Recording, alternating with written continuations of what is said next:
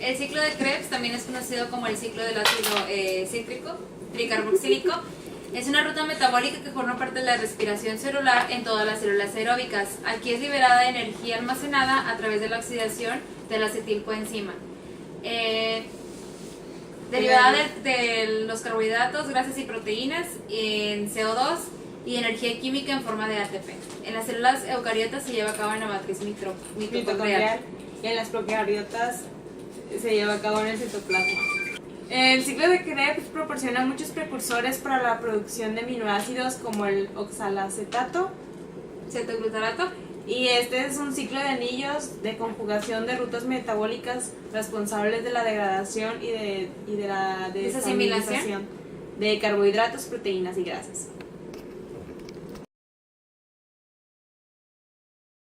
Una etapa previa al ciclo de Krebs se trata de una descarboxilación oxidativa, en donde a partir de la glucólisis se produce piruvato. El piruvato generado en la glucólisis sale de la membrana ingresando a la matriz utilizando una fuerza protonmatriz. Esta se encarga de catalizar la conversión del piruvato a acetilcoenzima, donde se libera el dióxido de carbono, y en esta también se lleva a cabo una deshidrogenación del piruvato para que éste haga un grupo acetil.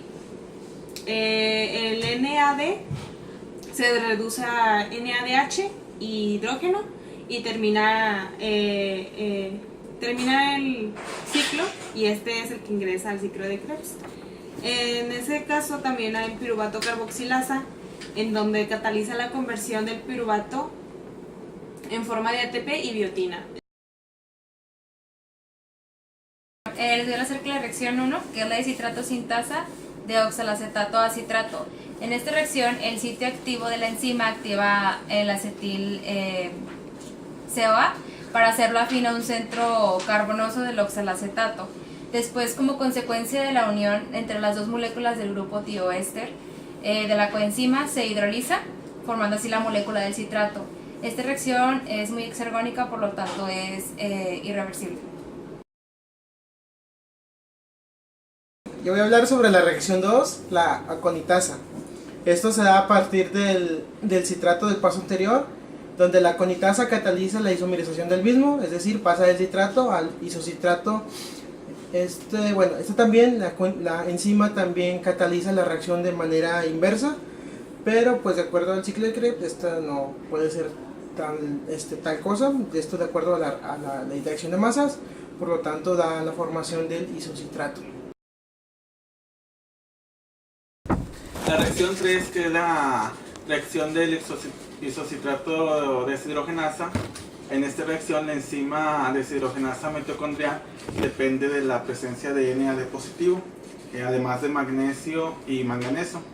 Primero se cataliza la oxidación del isocitrato a oxalsuccinato, lo que produce una molécula de NADH a partir de NAD positivo.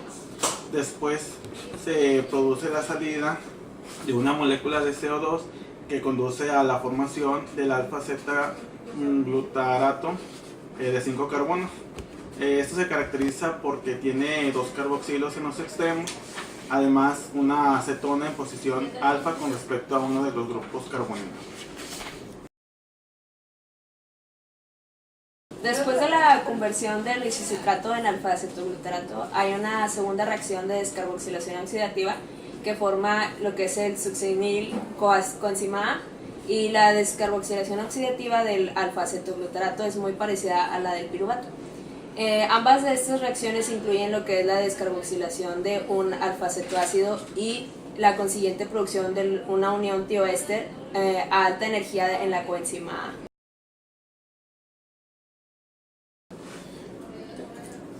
Continuando con el ciclo de Krebs, es la reacción 5, el succinil-coenzima A sintatasa. A partir del, como lo dije, del succinil-coenzima A, será hidrolizado para dar un succinato. La enzima que rompe este enlace entre el coenzima A y el succil, el sustrato de la reacción es el GDP, que aprovecha toda la energía que se desprende de la reacción para unir el fósforo orgánico y formar el GTP. También como parte de esta reacción es el único paso en el que se ocurre una fosforilación, pero a nivel sustrato. Bueno, al tener mucha energía toda la reacción, pues esta es aprovechada y le da una fosforilación, como ya lo dije, a nivel sustrato. Esta parte consiste en la reorganización de moléculas a 4 átomos de carbono hasta la regeneración del oxalacetato. Para esto, el grupo metilo del succinato se convierte en un carbonilo, y esto ocurre en 3 pasos. Una primera oxidación, segundo es una hidratación y el tercer paso es una segunda oxidación. Estos pasos también permiten lo que es la extracción de energía formando FADH y NADH. En esta reacción, el fumarato reacciona con el agua mediante la enzima fumarasa para producir malato. Bueno, la última reacción del ciclo de Krebs consiste en la oxidación del malato en oxalacetato. La reacción catalizada por la malato deshidrogenasa utiliza otra molécula de NAD positivo como aceptor de hidrógeno, produciendo NADH. La energía libre de Gibbs en esta última reacción es positiva. Bueno, y les voy a decir los productos del ciclo de Krebs.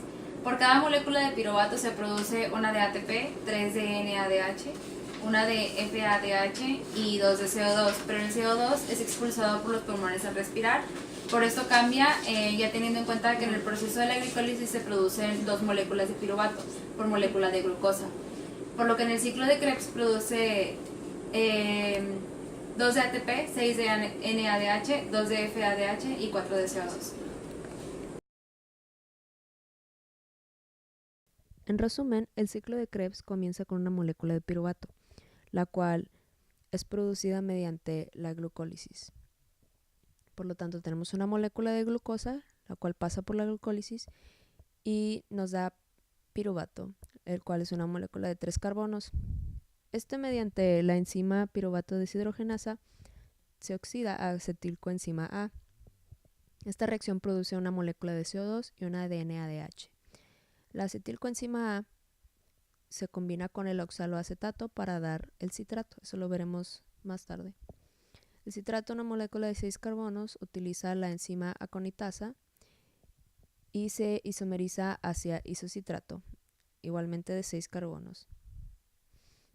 Mediante la enzima isocitrato deshidrogenasa se produce alfa-cetoglutarato. En esta reacción se reduce el NAD a NADH y se produce una molécula de CO2. Por lo tanto, el alfa-cetoglutarato es una molécula de 5 carbonos. Después, el alfa-cetoglutarato mediante la enzima alfa-cetoglutarato deshidrogenasa produce succinilcoenzima A. En esta reacción, igual que en la pasada, se reduce NAD a NADH y se produce una molécula de CO2.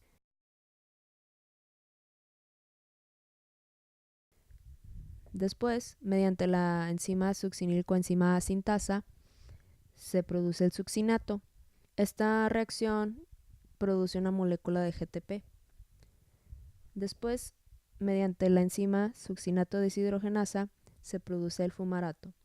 En esta reacción se produce una molécula de COH2, la cual se utiliza para la producción de FADH2. En el siguiente paso, el fumarato produce malato mediante la enzima fumarasa. Después, el malato produce el oxaloacetato mediante la enzima malato deshidrogenasa. En esta reacción se reduce NAD a NADH. Y el oxaloacetato producido se combina con el acetilcoenzima A y utilizan la enzima citrato sintasa para producir el citrato y se cierra el ciclo.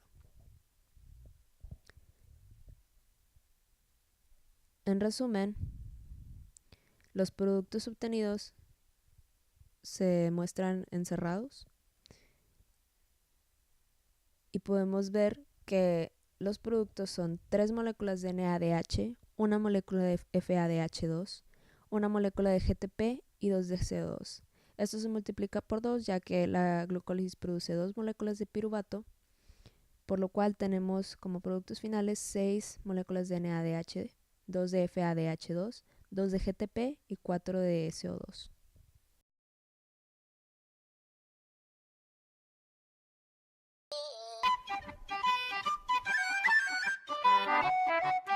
Ya.